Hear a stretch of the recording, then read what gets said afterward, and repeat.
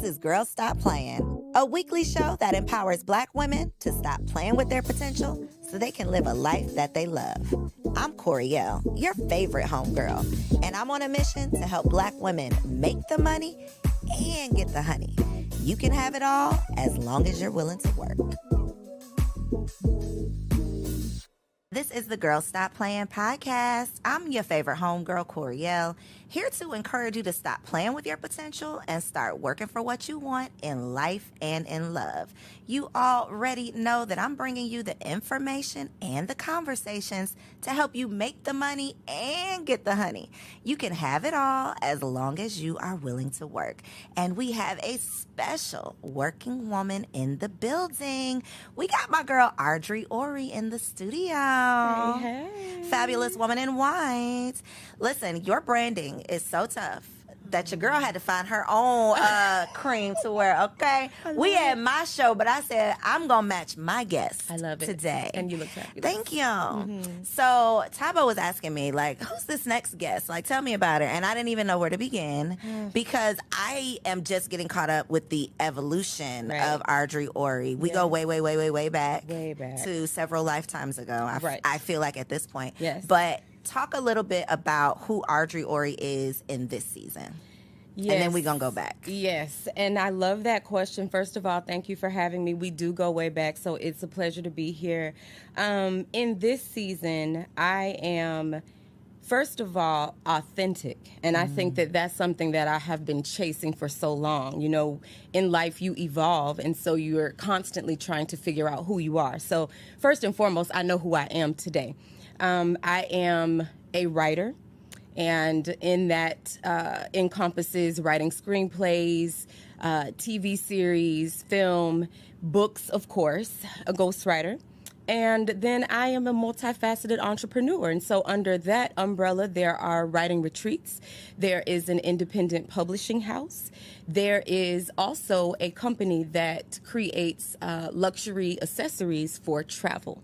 So that is who she is. Is that my bag that I got today? It is. Tell us the brand name, tell us about it, and then I will show y'all. Y'all will get to see it. Okay, absolutely. So the company is called Crown Avenue, and literally, just as a storyteller, you kind of need an outlet. Whatever it is that any of us do, I feel like you need an outlet.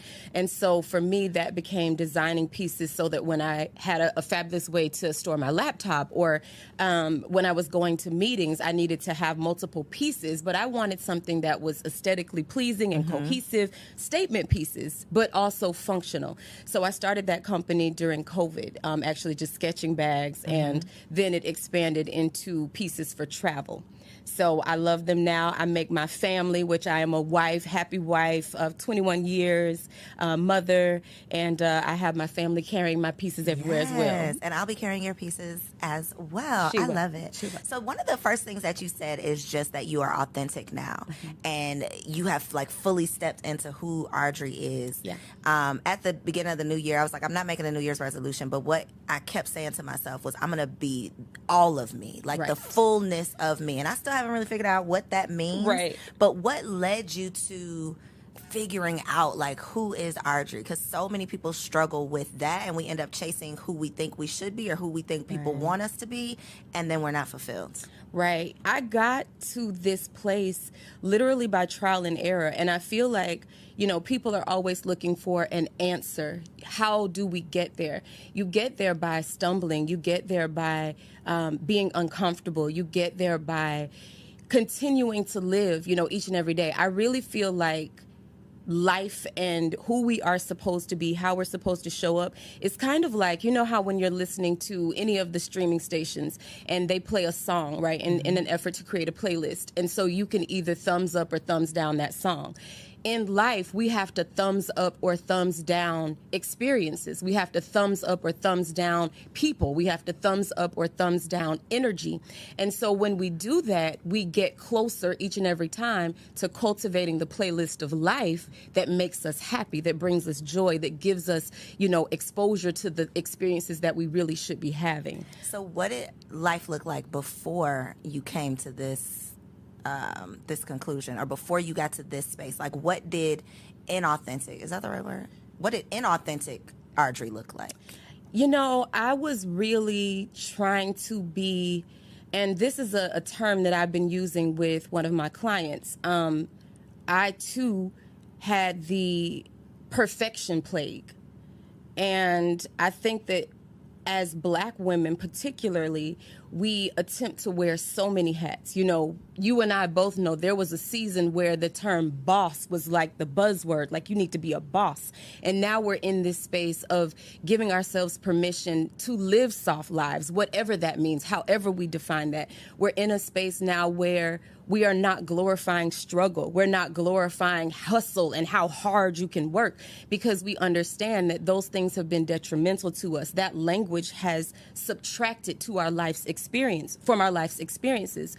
So I think it's really important that we understand it is okay for things to have ease in them. Does that mean that life is going to unfold in an easy way? No. Does that mean we don't have to work for things? No. But it is okay for things to come with ease. And when things don't come with ease, we should question if that is for us, if we should be in relationship with that person, if we should be at a specific place of employment, because things are supposed to flow and we're supposed to find that flow and go along with it as opposed to upstream.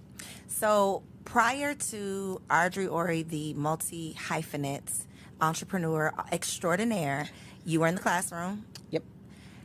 What was your girl stop playing moment that said, there is something more out there for me and I got to figure out how to get to it? Do you remember what that was? Absolutely. So I got my bachelor's, master's, and my specialist in education, right? Sally Mae. Somebody find her. Anyway. Hack her. Y'all be hacking everybody else and they took out these Find Sally, yeah. Right. So I did that. I kept searching. You know, I feel like we all have this tugging. Everyone has it. When you aspire to more and you're being called to more, something will tug on you. You will not be comfortable. And so I was not comfortable in the classroom because I felt like I needed to touch more people. So I left the classroom and I began to work more with the teachers. And then I felt like I needed to touch more people. And then I became an administrator, an assistant principal, and I felt like I needed to touch more people. And so I knew that, but I was still going along the path that I felt was safe. And that safety was just a career track. So you become an assistant principal, then you're going to be a principal. Maybe you'll go downtown. Who knows? But for me, when I got pregnant with my second daughter, I was very sick. Seizures, passing out, you know, all the things. And I was still attempting to work because, you know, you got to hustle. So because you're a strong black woman. Strong black woman. Like, you got to get it. So I remember I passed out at a training. And one of the administrators said to me, you know, I think you need to go home. And I was pregnant. And I said, no, you know what? I think I should finish, because I felt like that was one of the requirements for me to advance in my career. Let me finish the training and then I'll go home after that. I was passed out. They called 911. Like, what was there for me to finish? It was just asinine to think that that was the mindset, but it was. So when I was really sick, I was home. I had to be on bed rest. And during that time, I was able to hear from myself. And I was like, something is really, really wrong. Number one, I had already raised a daughter where I'm in the education system, and I used to have a bed that I would make for her in my office because that is how late I would stay. She was the last child to be picked up when she was in daycare. She would literally be sitting there, and I could see the welling in her eyes because she was uncomfortable. There were so many sacrifices that she had to make as a result of me trying to be there for other people's children. And I thought something is really wrong with this. So I talked to my husband and I said, you know, I don't want to put our next child through this. What are our options, right? And so we talked about the options. And my husband actually told me to do what I'm doing right now to become a writer. But I got so sick that I couldn't go back. And then he got a job opportunity in Atlanta. So I had to leave. So I was kicked out. That moment was me being forced out. It wasn't because I was just so brave and decided to do it. I was forced out. You were forced out. And I think that God has a funny way of getting in your face. Yes. And like you know, something is gonna keep eating at you. Something is gonna keep you can run, but it's gonna chase you. It's gonna follow you, and you're not going to feel fulfilled until you truly figure it out. And it could be several iterations, it could be several versions, but you know, several drafts. Because we got a writer in the building. You like what I did there? Hello. Several drafts before you finally get, you know, to the finished product. And I think so many of us get caught up in that initial draft, or I can relate to the feeling of, okay, I know that I want something more beyond this classroom, so let me go back and get another education degree. Of course. Let me figure out how I can work for a textbook company. We Right. are like living Wearing in this little blinders. box based on the degree we got or based Right. on the career track.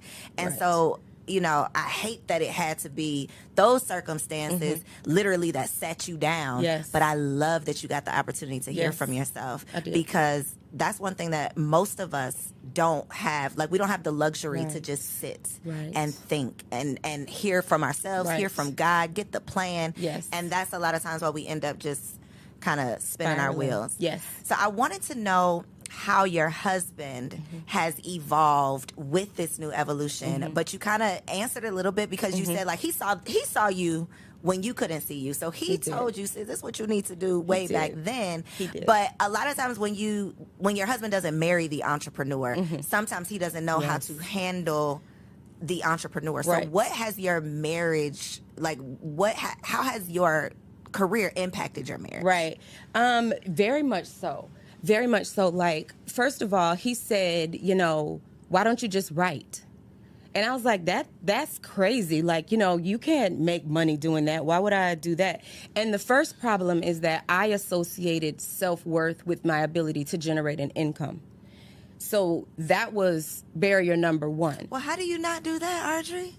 Help me right now today. How do you just decide that does not define you? me? I feel like it's a must in entrepreneurship because of the fact that there are so many ebbs and flows in entrepreneurship, particularly when you begin or if you're trying to figure it out. And if you believe that what you're doing is only good based on your ability to generate an income, you have an immediate problem, because your will to do it has to go beyond compensation, or you will give up. You will give up. There's no way to keep doing it. Also, in entrepreneurship, money is not predictable in the beginning. When you're launching a business, some people, you know, there are those people who in the first however many months or whatever, they're super profitable. That was not the case for me. I struggled tremendously to be profitable. But what I also learned is that you have to recognize when you're on fertile ground versus not. And that could be just a step to the left or to the right. You know, you have to be willing to do that, but you need the space to be able to figure those things out. So I had not come from a space of entrepreneurship. I had not seen entrepreneurship in my home, nor had I seen a marriage in my home. So those were two things that I was trying to figure out on the fly. But for my husband, you know, he encouraged me to write. We made the decision to live off one income. That alone, and I don't want to say for Black families, I can only speak about us, but what I do know is that a lot of our married friends were not doing that. There were not a lot of people that I could talk to who were trying to structure their lives on one income. So then that meant in me trying to launch my business with literally the $144 that it took to incorporate at the time, I had to figure out how to bootstrap and generate income. And that was very challenging for me because emotionally I felt like I wasn't contributing. Although I was a full-time mother, I still to this day cook 3 meals a day in my home. Still 3 meals a day, doing all the things that I believed, trying to figure out how to be a wife, trying to figure out how to communicate effectively, trying to understand what men actually need and not having that information to begin with, because there was no training. So that's why I'm glad you do what you do. So it was a lot. But one of the things that I did have to fight for, and that I encourage anyone, male or female, woman or man, or whatever way you associate, is to make sure you find whatever it is that you want your identity to be, because that gets lost in translation of the roles that could be traditionally pulled together. So for me, that looked like I would sometimes fly out on a Friday. I would cook 3 meals a day, stack them up, right? So they wouldn't miss me per se, cook them all up, and then I would fly from Chicago to Atlanta. We had moved to Chicago. Fly from Chicago to Atlanta to be able to come here and do work because a lot of my clients were here. That wasn't really something my husband was like, yeah, I just want you to get on the plane and fly. I would fly to LA and catch a red eye and then try to come back like within 24 hours trying to generate business. That's not really something that your husband is like, yes, go do that. But I fought to do those things because I felt like they were necessary to grow my business. In the end, it worked. How did you not deal with, or I know you dealt with it, how did you work through mommy guilt and wife guilt? Because for women who have these strong desires, a lot of times that can stop you in your tracks because you literally just cannot deal with I'm missing out on this part. And also, to your other point, you don't want to be everything to everybody else and then your own family misses out on the fullness of you. So how do you balance that part of it? I think that coming up with non-negotiables within your home are helpful. Cooking was mine, right? They expected me to cook. I remember a time when I was living in Atlanta, I went to an event and I got home really, really late. I can't remember why the event was happening. And so one of our sorority sisters was actually with me. She was staying with me. And so we came back in and my little one was up and she was like, can you make me some pancakes? It might have been like midnight, 1 a.m, something. And I was like, absolutely. And my line sister was like, are you crazy? You're going to cook pancake? And I was like, yes, because that's one of the things that I am responsible for is to make sure that the family has food. So I did it. So that was, I think having non-negotiables is key, but it's not going to ever be perfect. I don't think that you can walk or be called in purpose without someone not feeling like they're getting what they are supposed to have. And now that one of our daughters is 20, she and I have conversations regularly, and she says to me, I was there for every single one of your phases, and I remember every single one of them, and I felt every single one of the businesses you tried to launch. I felt when you were unhappy. I felt when you didn't, have a good interaction. I felt all of that. And it stings a little bit because I feel like in some way she's saying the same pain that you experienced, I did too. And it hurts. But that's the reality of it. But what were we just talking about? Talk about Miss Mamas. Where is Miss Mamas right now? Miss Mamas is in Amsterdam living her best life. After she got her international business degree? Now, I'm not saying she wouldn't have did that if you hadn't done this, but I'm willing to bet that watching Mama get it out the mud and figure it out, because one thing that we have in common, baby, we gonna try it. We're going to try it. We're going to do it. We got the T-shirt to remind us that we did that shit. We're going to try it, and we're going to figure it out. Right. And having a child witness that my mommy is not going to give up. Right. She's still going to have that same fire in her for the next thing, even if the last one didn't work out. Yes. She has that in her just based on watching you do it. So don't feel too bad that she got, drugged with you when you was getting it out the mud. She did. But she is going to be just... not even going to be. It's already in her. It's in her. It's in her. It's in her. So she's reaping the benefits and the rewards of that. She absolutely is. And it's the type of, if I could go back and do it again, I actually wouldn't change it, because I think that it's very important for women to see women doing all kinds of things. So you see, and I asked her, I said, did you see me as a soft wife? Did you see me, or did you see me as an alpha woman? Was I hard in the house? And she said, no, I always saw you as a soft wife. You let daddy be a man, and you were always his wife, and that's what I witnessed. And that made me feel good. So I'm all right. So what does that look like to you, in your opinion, and what do you want that to look like for your daughters? Because I already know, Audrey, somebody's gonna watch this and they're gonna be like, cooking 3 meals a day, who are making meals at midnight? It was this clip going around social media of if your husband asked you to cook for him at 2:00 in the morning, would you get up and do it? And it was just this whole thing about it. So I know somebody watching this is gonna say what they're not gonna do. Right. So what do you think showing up as a wife looks like with your 21 years of experience? And obviously everybody's version looks different. Sure. But what is your advice, and what do you hope your daughters take away from watching you be a wife? So the first thing that I will say, and I think that this conversation is actually very much embedded in a book that I'm writing. the conversation surrounding sex and intimacy from Black mothers to Black daughters, I don't know how often it happens. I think a lot of times, as mothers, we want to protect our daughters. We want our daughters to be virtuous, and we want them to make sound decisions. But withholding information and withholding our experiences, I think, can compromise how enlightened they are when they go into their own relationships. Mm-hmm. So the first thing I will say, you know, as a wife with a husband, is that sex and intimacy... Look in this camera right here. This your camera. Sex and intimacy is a non-negotiable. It is not something that is to be withheld. It is not something that is used to get what you want. It's not a means to an end. It is literally the oxygen within your relationship. Not the only way you can breathe, but is the oxygen in your relationship. So that's one. I got to ask you a question there, Audrey. Mm-hmm. Same thing with the cooking. Yep. Do you feel that sex is a duty in the way of...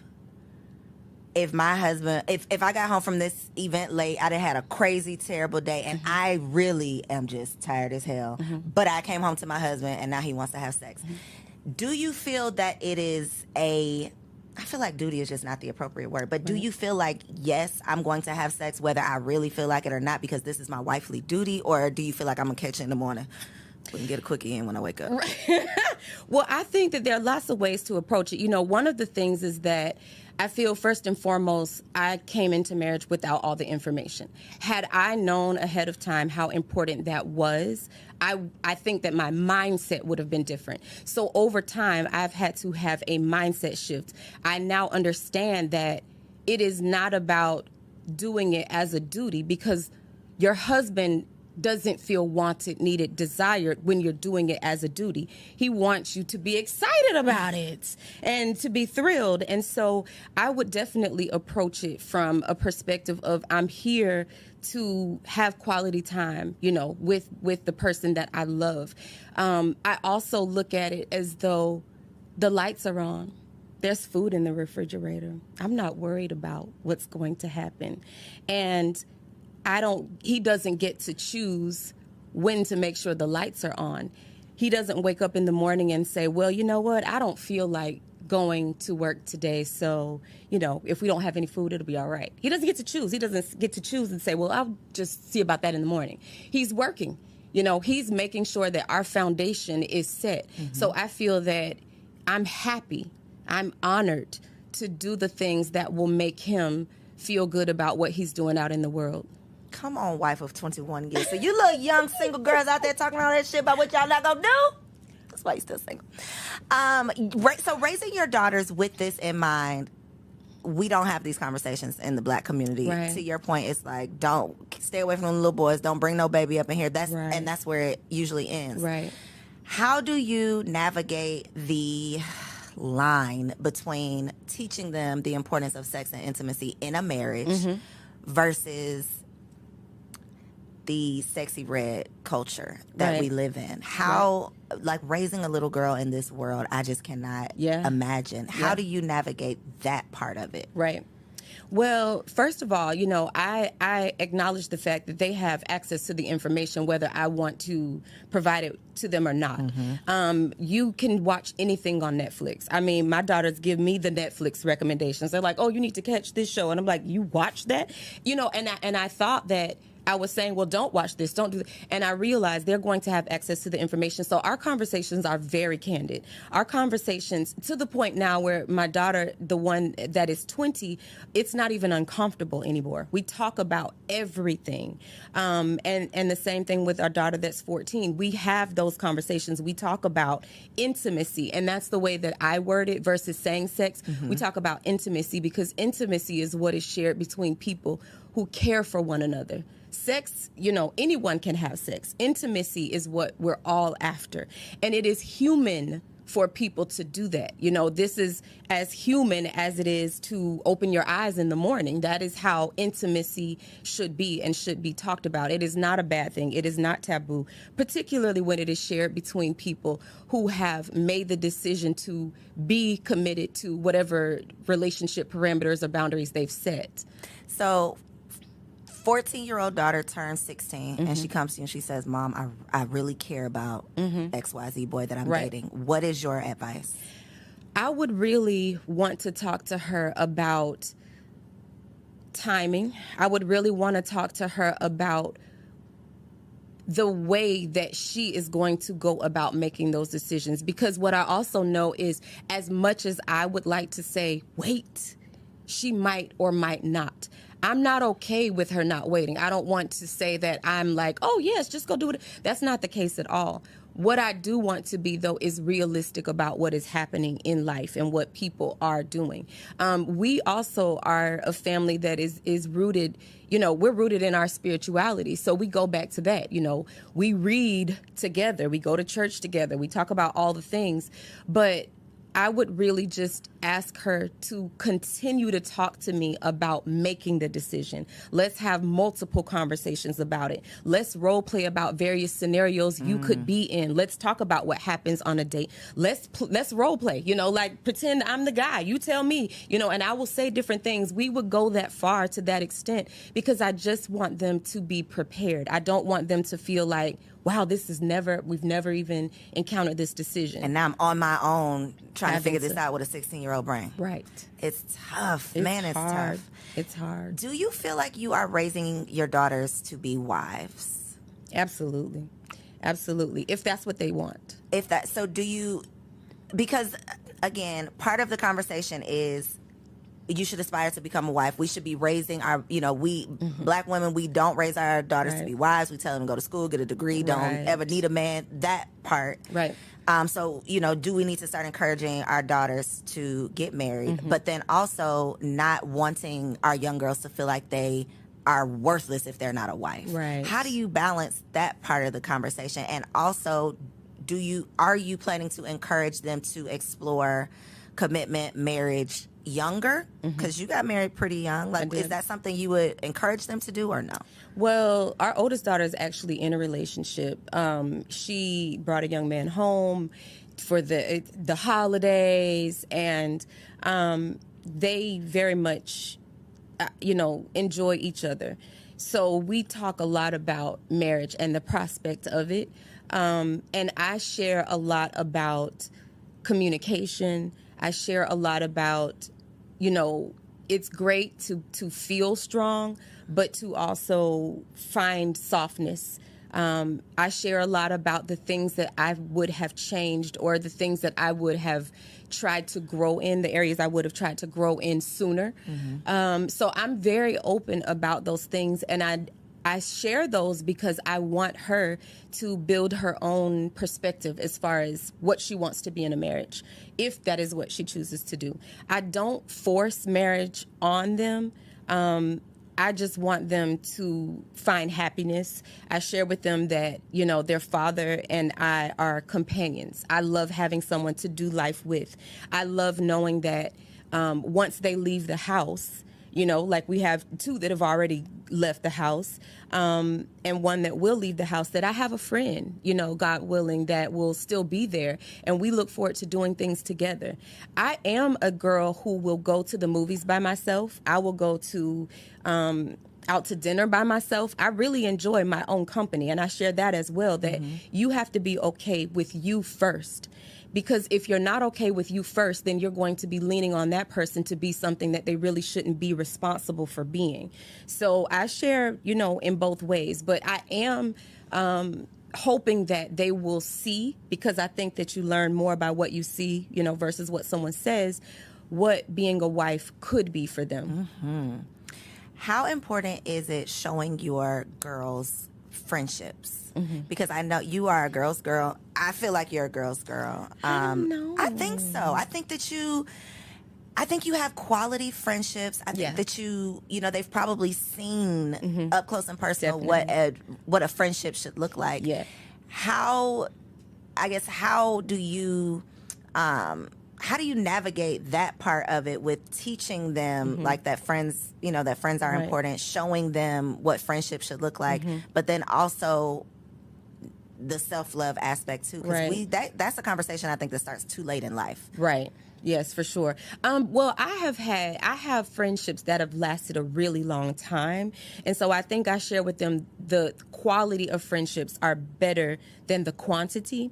But when I said, I don't know, I think for me, navigating friendship and marriage was really hard for me. Ooh, let's talk about it. Okay. You mean balancing the two? Yes. So when I got married, I was very young, and I was in the phase where people were just getting engaged, but I already had children. And so in order for me to be present, I couldn't go to a lot of the bridesmaids events and bridal showers and baby showers and girls trips. I missed a lot of those. And so I feel like there was a period of time where I didn't show up for my girlfriends. I really didn't. And I didn't know how to do that. I didn't know how to be fully present at home and fully present for friends. I was not good at balancing that. In addition to that, I was pursuing entrepreneurship very hard. So that meant any free time that I had outside of my family, I felt like the only way I could justify not being with them was working. It wasn't like, oh, I'm going to go fly to LA to go hang out with the girls, but I'm leaving my small babies and my husband. That just didn't add up to me. I'm still not the girl who's like, let's do a girls trip. I was coming around to a girls trip question. I'm not. Is it your personal preference? I don't prefer girls trips, or I have guilt with leaving my family? I have guilt with leaving my family. I love my girls, and I do now. I'm literally in a season of what I refer to as I'm making up with to everyone, right? I call all my girlfriends. I'm like, hey, what do you need me to show up for? What is it? Call me. I'll be there, because I'm now in a season where I can do it. My kids are stable. My husband is stable, and I'm stable. I was not stable back then. I was trying to figure it out. I was just on shaky ground. And so I could not show up. I just didn't have the capacity. And I had that conversation with all of the people who are very important to me to help them understand that it wasn't that I didn't want to come. I didn't have the capacity, and I felt very guilty because I was pursuing this business that required so much of me. So now, and I had that conversation with my daughters as well. And I said, hey, you remember this one, this one, this one? I'm going to this for that person. I'm going to this. I'm flying out of town. I'm doing whatever you want me to do, because I can. But I couldn't before. And I think we need to give people grace. I'm still not the friend that talks on the phone. If I have free time, I'm talking to my husband. If I have a free moment, I'm checking in with my kids, my mom, who needs me in this season. So if you need me, I will show up, whatever it is that you need. But I'm not calling you every day. And please don't call me every day. No, either. And if we can do by text, that's great. Yeah, you are me, Arrey. Okay, so we might probably not girls. Yeah. It is very tough managing the transition, especially when the transition to mother and into marriage happens close. Same time. It's really tough. It's tough on you as the person making the transition, and then it's tough on the people who were used to the old version of you. And there is a lot of guilt associated with it. You feel bad about it. They're mad at you. You don't know what to do because you don't know what to do. You know it's new for everybody. Yes. But we don't usually have these conversations. Right. So then when you get into it and you just feel like you're a bad friend, you're a terrible person. But no, you're human.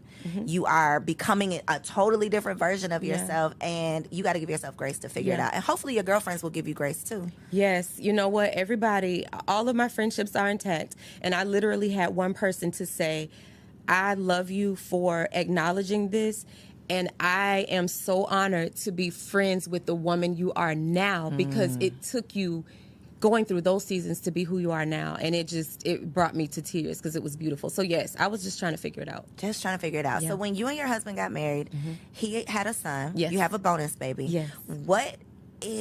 What has been over the years, what would you say could be the best advice based on your experience for a woman getting into a marriage with a bonus baby? What's your best advice? You know what? That was so difficult for us because I'm literally someone who doesn't like to share. I'm just not a sharer. I don't like sharing food off my plate. I've never, and that's probably from just growing up in a home where I was the only child in the home at the time. My son, when he was gifted to me, is how I say it, he was 2. So he's 25 now. He's literally my baby, right? But what was difficult for us was communication. How do we communicate in this blended state? And so I took the reins to communicate with my son's mother and told my husband, you just step aside, let us communicate, because I do recognize what happens when women align. There's a difference. And that was a game changer for us, because it wasn't, my husband trying to figure out how to communicate. It was just us figuring out what was necessary and what was needed. And so I think that is the best advice that I can give. The other thing is, what works for one set of people does not work for the next. I think that blended families are as varied as our fingerprints, and you have to come up with what is going to be effective in your home.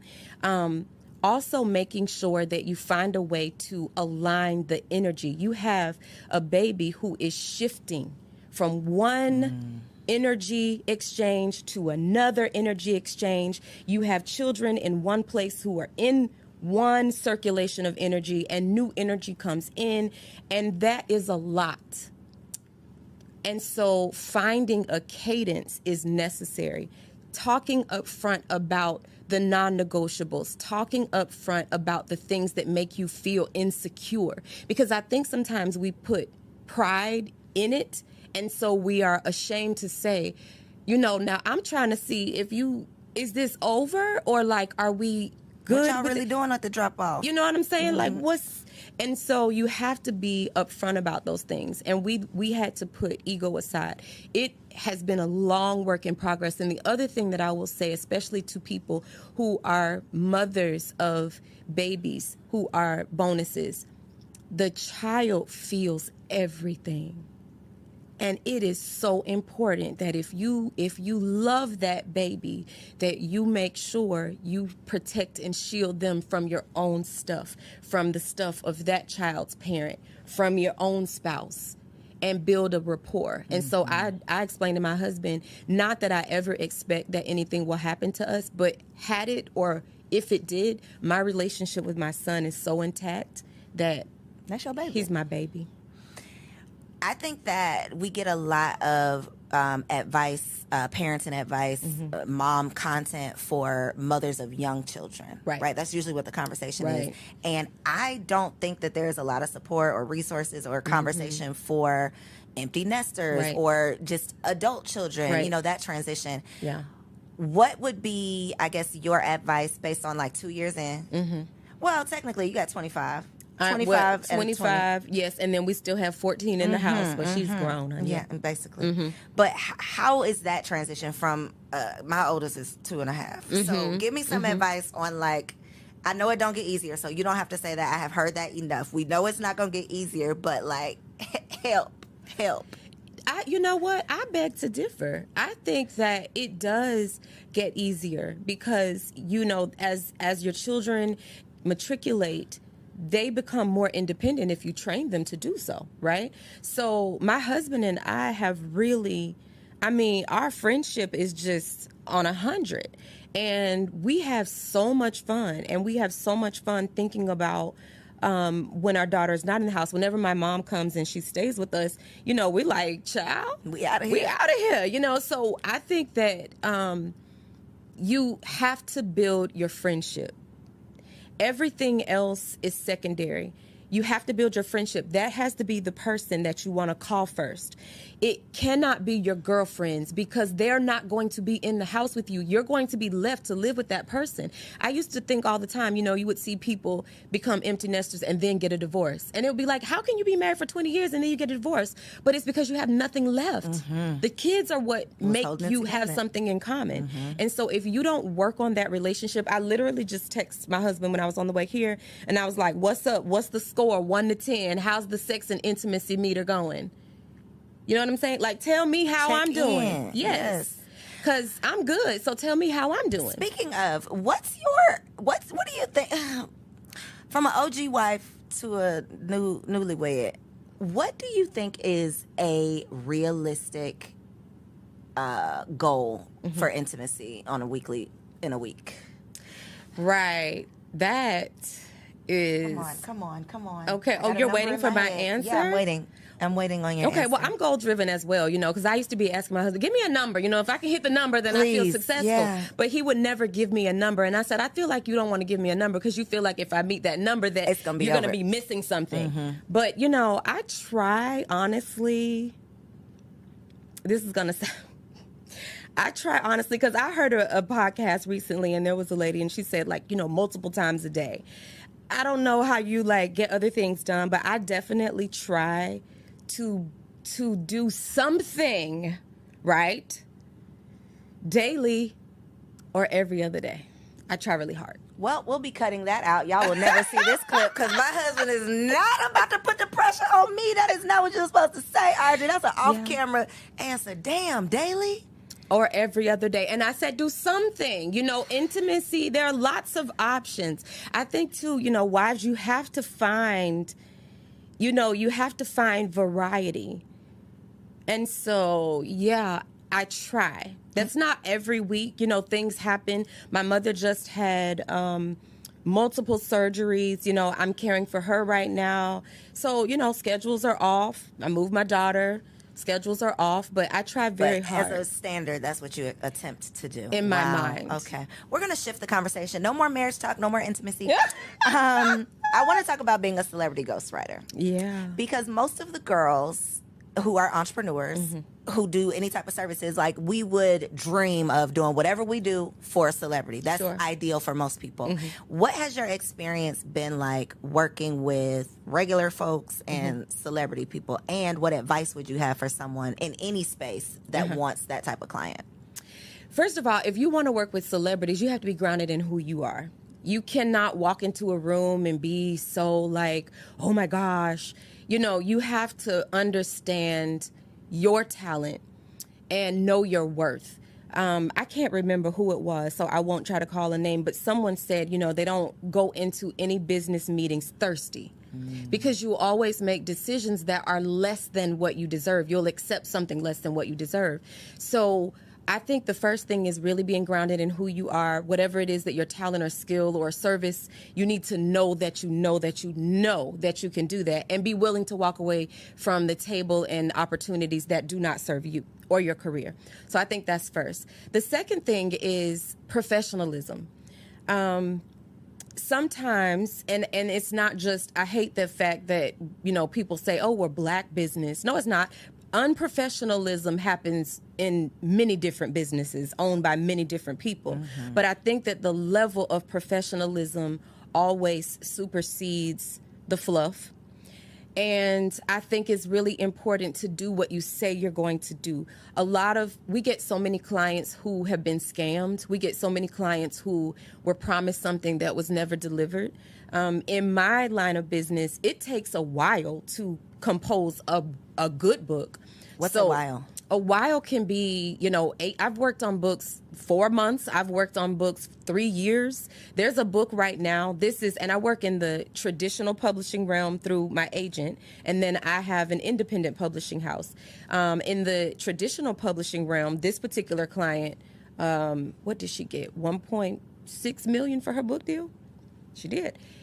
We've been working on that book for almost 2.5 years. And so a lot of times people want to rush and hurry up and finish. But if that particular book, they believe in it and they invest in it and it's willing, they're willing to take that amount of time, I think that says a lot about the quality of what they're producing because they believe that the finished product will be worthy of their investment. So working with celebrities, I think is... it's great if you are willing to be in a capacity to be of service. If you're working with celebrities, you are not the celebrity in that space. You cannot come in as the celebrity if you're working with a celebrity. You're there to cater to them. I take that same mindset when I'm working with everyday heroes. I really don't treat any of my clients any different. I think that we're all important. We're all celebrities to someone. And so it is just important to me to make sure that people walk away feeling like I gave the very best that I could to them. How do you take on... I just feel like you would be a therapist and all of the things in my head of how this ghostwriting process has to work with people pouring their heart out to you, you learning all of the intimate things. How do you not hold on to those things? How do you not let that affect you personally? How do you maintain who you are without getting caught up in everybody else's stuff? Well, literally when we hang up the phone, I take about 10 minutes and I debrief, and then I shut it off because I don't want to be any of that. Even if it's great, you know, I learn so much. I learn every day from my clients. I get great information and insight, but there is a lot of weight. There are a lot of heavy things. You know, there are lots of tragic things that happen in people's lives. There's a lot of emotional baggage. And I was raised by a counselor, so I know that my approach to it is very much therapeutic. I have people that call me all the time and say, I need to write another book just because I want to talk to you, right? But when I see the faces of my family, I don't want to transfer any of that to them. I don't want to give them anything that doesn't belong to them, that shouldn't be in our house. And so it literally shuts off. I've learned how to do that. Before, I would say it was a work in progress. I had to learn how to do it, but I have learned how to do that very well. So for anybody out there, you said you work with everyday heroes, the regular folks. Yes. Okay, so for the regular folks out there who might be interested in all of the things, because you do ghostwriting. Yep. Say it again. Say all the things again, Archie, Okay. because you do ghostwriting. Ghostwriting. You also do retreats. Absolutely. And then put the camera on Archie so I can get my bag. Show the people. Okay, so you have ghostwriting. There is an independent publishing house, 13th and Joan Publishing House, and we publish books for everyday heroes. We have author coaching. We also have just publishing for people who have finished their manuscript and they just need it to be published. We do marketing because a lot of authors don't know how to market their books. They write them books and don't sell them. Then they don't have sales. So we do the marketing. We have an agency for that. And then we do the retreats so that if you need to get away and write, okay, we can do that. We're going to Milan next month. We have our summer writing retreats coming up. And then we have the bags that you can take along with you. So come on, the bags. Look, perfect segue. We have the bags. Okay, so this is Crown Avenue. I got to learn how to unbox like the girlies. Okay, right. So this is just... And that's you just... Yeah, hold on. Just come... Yeah, there you go. Just rip it. Rip me out the plastic, I'm acting brand new. That part. Okay, y'all. Hold on. It's coming, guys. The suspense is killing you. I'm sure. Ooh, I was wondering which one it was going to be. Okay, guys. Dun, dun, dun, dun. And that's for your laptop. She's fly. Yes, she is. Let's see how she works. Right. She's for your laptop. Come on with the red. All red interior for everybody. The intensified pink. Yes, right, exactly. Yes. Right. Okay. You see? Crown Avenue. Yeah. Fabulous. So where can they connect with you and where can they grab an accessory? Sure. So publishing, you want to write. That's 13th and Joan, 13THANDJOAN. Crown Avenue is CROWNE Avenue. Crown Avenue. .com. And on Instagram? Crown Avenue. Crown Avenue, and I am Arrey Ory. We'll make sure all of that is down below. I know y'all enjoyed this conversation. Yeah. Be sure to send this episode to a friend, like this video, comment down below, and tell me one thing that you took away. And if you happen to be listening to this podcast on Apple or Spotify, leave your girl a 5-star review. If it's not 5-star, keep it to yourself. Peace. So if you made it this far, I just know you loved that episode. Well, what you did not know is that we recorded it right here in ATL at Elevate Studios. Yes, your girl has her own studio, y'all, and it's not just for me. I'm opening it up for you too. So if you have a podcast, if you are a vlogger, a YouTuber, or a content creator, and you are looking for a professional studio to record your content, or you want to hire me and my team to fully produce your content, make sure you check out the show notes below or log on to elevateagency.com.